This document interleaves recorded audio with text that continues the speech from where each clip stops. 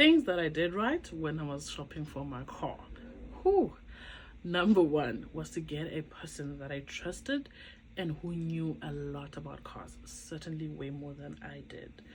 This person was there to walk the journey with me through the online shopping, what to consider, which types of cars, diesel, petrol, automatic, manual, all of the works. And this person was there at the car dealership to test drive the car, to ask the right questions, to inspect the car, because those are things I didn't know. I wouldn't know what questions, what I need to keep an eye on, especially buying a second-hand car.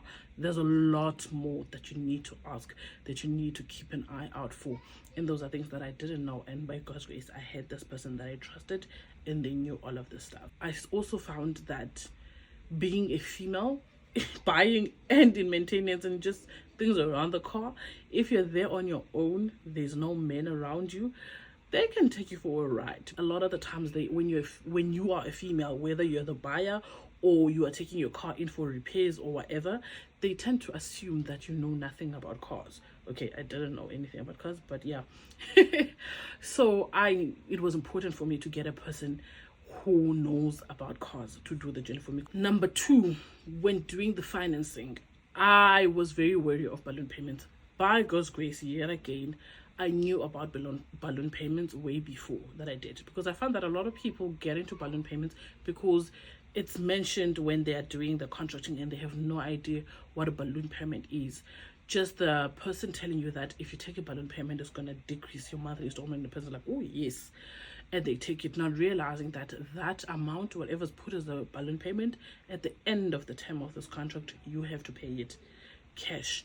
And I'm not sure about you guys, but it's not that easy to get a big lump sum of money just like that. Luckily, I knew about the balloon payments, what balloon payments are, because I had a manager when I started working who always warned me that the day you buy a car, watch out for balloon payments. Don't take balloon payments, they will get you in trouble. She didn't use those words, but you get what I mean. Number three thing that I considered and I did right was to consider my comfort.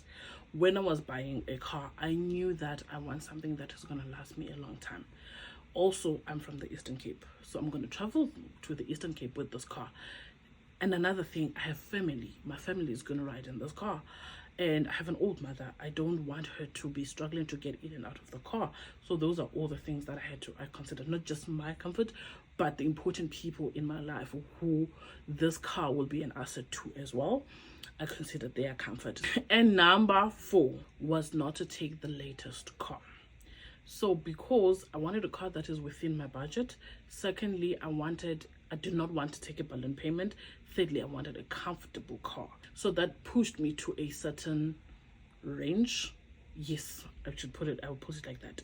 So I took a 2014 car. I got my car in 2020. I took a 2014 car because the option as you go closer to the current years, the prices go up. So if right now you want the latest car, you want it to be comfortable, then your budget needs to be higher. The other things I would not compromise on: budget, it was out of the question for me to increase the budget.